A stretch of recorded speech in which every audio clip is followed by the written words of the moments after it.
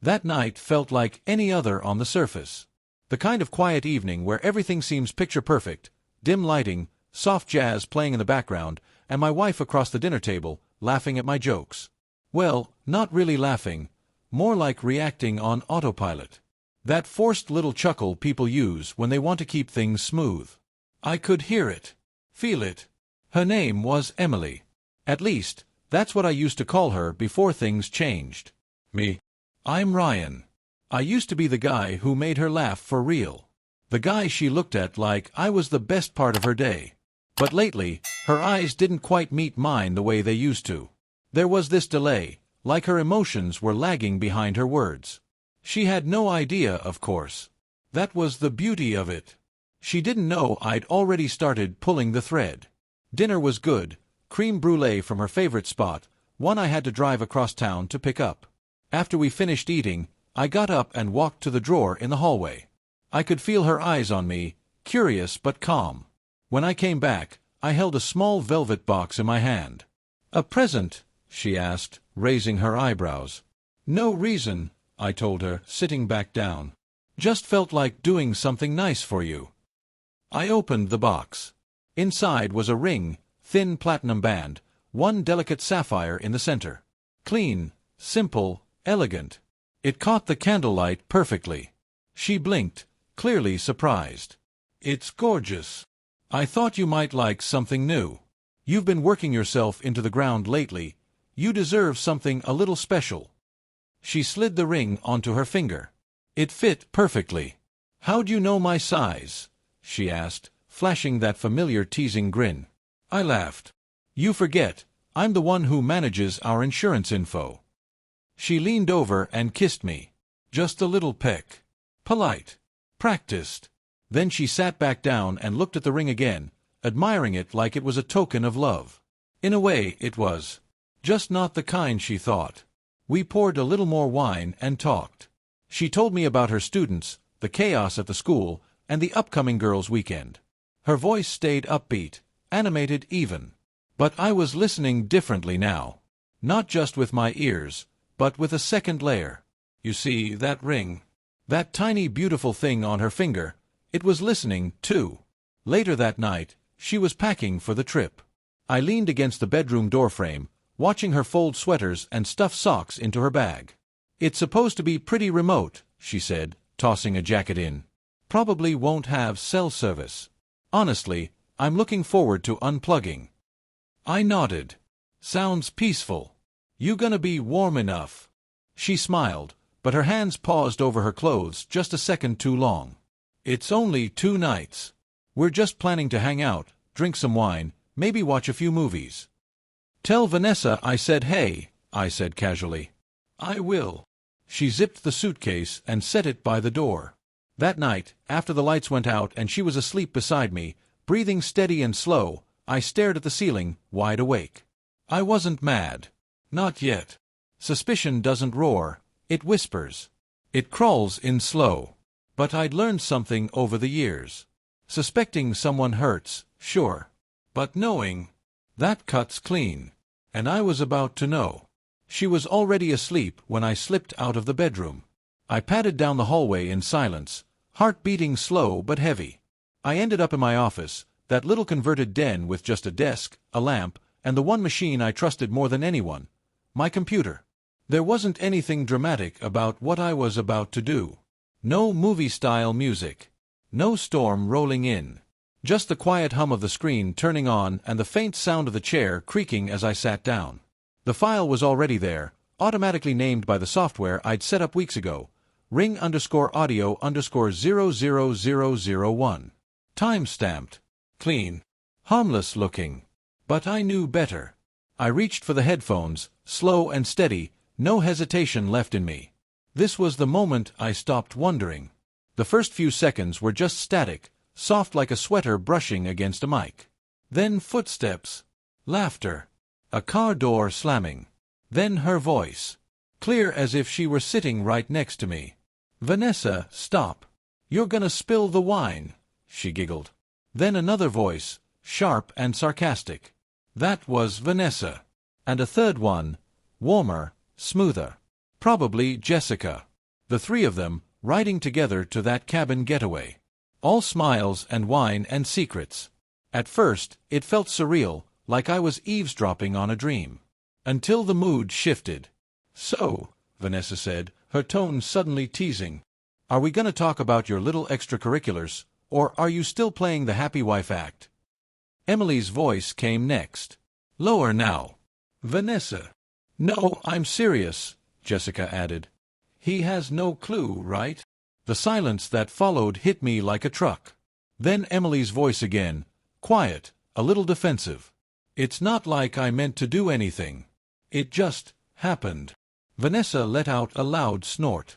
"Yeah, and then it happened again. Don't act like this isn't a whole pattern now." "I care about him, okay?" Emily snapped, then quickly softened her voice like she regretted saying it that way. "I do. But he's so predictable. Same thing every day. Work, dinner, smile, bed, repeat." Jessica murmured something I couldn't catch. Then Emily said it. "With Ryan, I'm safe. But I'm not alive. I didn't blink. I didn't cry. I didn't punch the desk or break anything. I just sat there, frozen, headphones still in place. Inside me, something folded up and sealed shut." The recording went on, jokes, memories, slurred words as the wine kicked in. Then the names started dropping. Not vague hints, but real names. Real places. Dates. Emily talked about a hotel. A guy named Brian. Little rendezvous while I was at work, prepping dinner for her like some loyal idiot. It wasn't just the betrayal that hurt. It was the ease in her voice. Like this was a guilty pleasure, not a secret. Like she had convinced herself that it didn't really count because it wasn't emotional. "She thinks I'm not dangerous," I whispered out loud, even though the room was empty. I paused the recording. The silence that followed wasn't peaceful, it was suffocating. Not the kind of silence you find in a quiet home, but the kind that comes when everything you thought you knew turns out to be a lie. I got up and walked over to the window. Outside, the neighborhood was asleep. Porch lights glowing softly, a dog barking once in the distance, then quiet again. It all looked so normal. So safe. I pressed my forehead to the glass and shut my eyes. How many times had she looked me in the eye and told me she loved me, when in reality she'd already left? How many nights did I think she was just stressed from work, when the truth was sleeping in a hotel bed with another man? I turned away from the window and walked back to my desk. Pressed play again, not because I needed more proof. I needed to remember exactly how this felt. That moment. That break. That clarity. I wasn't ready to act yet. But the knife had touched the skin. And I had started to press. Morning came like it always does, casting pale stripes of sunlight through the blinds across the kitchen floor. I stood there, watching the coffee drip into the pot, listening to the rhythmic little gurgles from the machine. It used to be about caffeine. No. It was just routine. Alma. Something to hide behind. Emily came in a few minutes later, wrapped in a robe, hair still a mess from sleep. She gave me that casual smile, the one I used to love. "Morning," she mumbled, yawning as she reached for a mug. "Coffee's ready," I said, offering her the fresh pot like everything was fine. She kissed my cheek. I didn't flinch, didn't move. I just let it happen. Her touch passed through me now, like I was made of glass. Transparent. "Hello." She sat down at the island and scrolled through her phone like she always did. "Vanessa's losing it," she said, half laughing. "Someone filed a complaint about her consulting contract. Said she was billing double hours." I sipped my coffee, watching her over the rim. "Sounds serious." "She thinks it's a jealous coworker," Emily said, eyes still on her screen. "She's threatening to burn the whole place down." I didn't say anything else. I didn't have to, because I already knew. 2 weeks earlier, I'd hired a private investigator. A guy named Gerald, long, quiet, methodical, almost boring in how thorough he was. He didn't ask a lot of questions, just took the names I gave him, Emily, Vanessa, Jessica, and got to work. And man, the things he found. Emails. Text threads. Bank transfers. Deleted messages that weren't deleted fast enough. Passwords. Even some shady business dealings. Vanessa. She was billing the same hours to 3 different contracts through Shell LLCs. Gerald had the documentation in less than 48 hours. I bundled it all up, clean and anonymous, and sent it straight to her company's ethics board. No fingerprints. No ties. No way to trace it back to me. I didn't want her fired. That would be too loud. I just wanted her rattled. From the outside, I was still the loving, doting husband. Still smiling at dinners. Still cracking jokes at parties. But inside, I was building something. Brick by brick. Every move, every word, was a seed. Doubt was my weapon now. At a little get-together that weekend, I asked Jessica, casually, like I wasn't fishing, how her last trip to San Francisco was. Her face froze for just a second. Then she laughed. Problem was, she'd never told anyone about that trip. Except, of course, the married guy she'd met up with there. I didn't press. I just let the silence hang between us like a painting she couldn't look away from. That silence. That was where the real work happened. Late one night, Emily and I were sitting in bed. She had her laptop open, probably lesson planning. I was reading something, pretending to be fully absorbed. She looked over at me suddenly. "You've been really quiet lately," she said. I looked up, smiled. "Just thinking." "About what?" "How lucky I am," I said, and leaned in to kiss her forehead. She blinked, surprised. "Oh. You're everything to me, Em. I hope you know that." She closed her laptop slowly. "Of course I do." But I saw it. That flicker behind her eyes. She was trying to believe it. Trying to believe that everything was still normal. Still safe. Over the next few days, the cracks widened. Vanessa stopped returning Emily's calls. Jessica started getting short with her. Cold, even. Emily noticed. She brought it up over breakfast, laughing it off like it was no big deal. But her voice had that edge to it, the one people use when they're not sure what's going on, but they know something's off. She could feel it. The shift. The ground under her was changing. Something was moving around her, invisible and deliberate. She just didn't realize yet that the stage had already been reset. She wasn't the audience anymore. She was the act. And me. I was the one behind the curtain. She was standing at the sink, rinsing a wine glass from the night before. Sunlight poured through the window, soft and warm, but her mind was somewhere else. I could tell by the way her hands moved, distracted, disconnected. Her phone sat on the counter beside her, screen dark. Too quiet. Too still. Vanessa hadn't answered her texts in 3 days. Jessica had replied to one message with a vague, "We'll talk soon," and then disappeared behind the usual digital fog. I watched her from the doorway, towel slung over my shoulder, acting like it was just another weekend morning. "You got plans today?" I asked, pouring myself a glass of orange juice. "I was supposed to meet up with the girls," she said, drying her hands slowly. "But Vanessa bailed again. Everything okay with her?" "I don't know," she said, eyes flicking toward the phone. "She's acting weird." "So is Jessica." I raised an eyebrow, as if just curious. "Maybe something's going around." She looked at me then. Like, really looked. I saw the questions floating behind her eyes, but she didn't ask them. She just nodded and muttered, "Maybe." That afternoon, I stayed home and worked in the garage. She left without saying where she was going, but I already knew. I had a pretty good guess. She parked outside Jessica's boutique. I know because Gerald was still quietly keeping tabs, and let's just say, Emily was easy to track. She didn't call ahead. She wanted to catch Jessica off guard. When Jessica finally stepped outside to toss a box into the dumpster, Emily waved and stepped out of the car. Jessica froze for just a second. Then she forced a smile. "Wow, Emily. Wasn't expecting to see you. I figured since we've all been MIA, I'd swing by and say hi." Jessica glanced behind her before responding. "Now's not really the best time. I've got some inventory stuff to handle." Emily didn't buy it. Her voice dropped. "What's going on?" Jessica's expression cracked. "You tell me. Vanessa thinks you tipped off her office." Emily blinked. "What?" "I didn't. Why would I do that? Someone sent files, Em. Real ones. Contracts. Billing records. Stuff only someone close would even have. Vanessa thinks it was me. Says I've been talking behind her back. That's insane. I haven't even seen those files.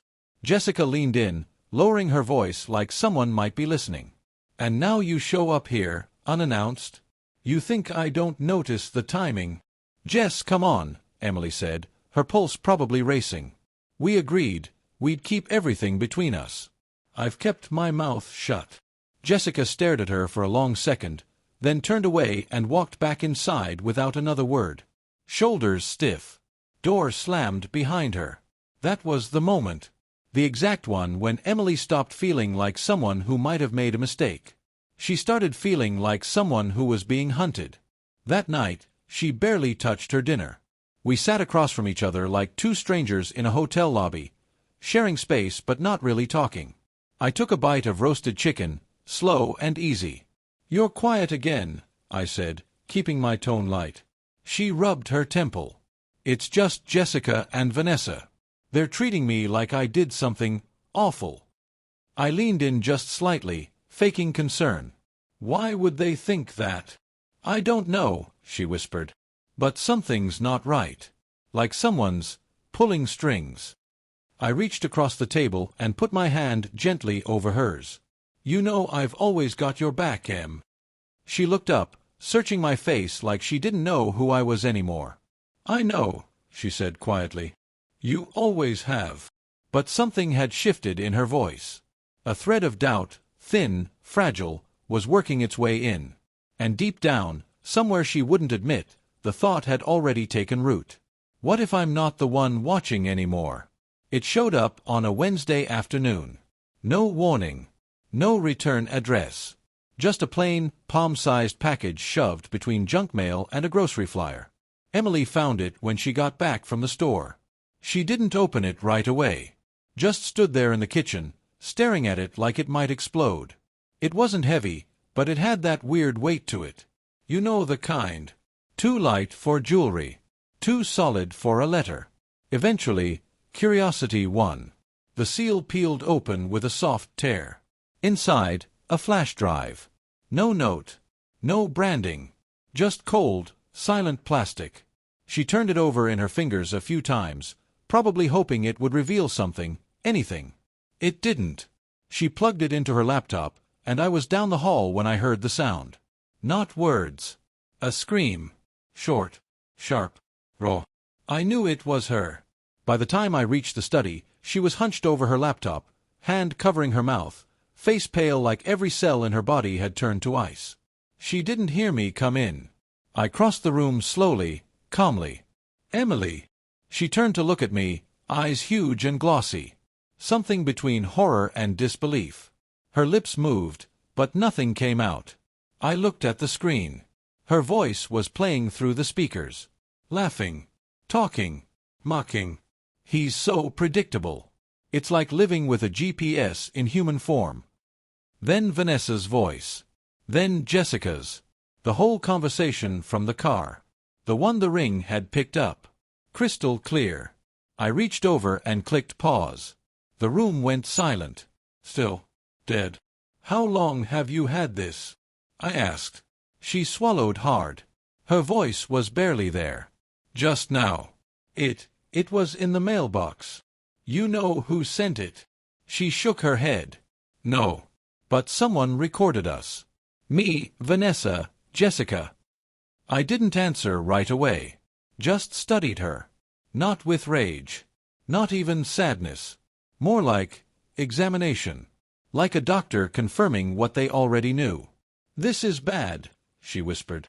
This is really, really bad. I nodded. Yeah, it is. She turned back to the laptop, hands on her temples, fingers digging in like she could squeeze the fear out of her skull. Why would someone do this? Why now? What do they want? Her voice cracked. Panic was rising. Fast. What if someone leaks it? What if the school hears it? Or my parents? Or, she caught herself. Ryan, what if this ruins everything? I stepped in front of her, put both hands on her shoulders. "Steady. Breathe," I told her. She looked up at me, desperate. "I didn't mean for any of this to happen. I didn't plan it. It wasn't love or anything real. I just needed to feel something again. I was stupid. Selfish. But I never wanted to hurt you." I didn't move. I didn't hug her. I just let her talk. She reached out like she needed me to anchor her, but my hands dropped away, like a curtain falling between us. "I didn't mean to hurt you," she whispered again. "But you did," I said. Over and over. Tears welled up in her eyes. "Please tell me you don't hate me." I looked at her. Not the way I used to. That version of her was gone. "I don't hate you," I said. And for a split second, I saw a flicker of relief. "But I don't believe you anymore." That flicker vanished. She cried herself to sleep that night, curled up beside me like nothing had changed. But everything had. And in the morning, she found the envelope. She found it waiting on the dining table the next morning. A plain manila envelope with her name on it. She stood there in her robe, staring like she wasn't sure if she should even touch it. I sat at the kitchen island, sipping my coffee.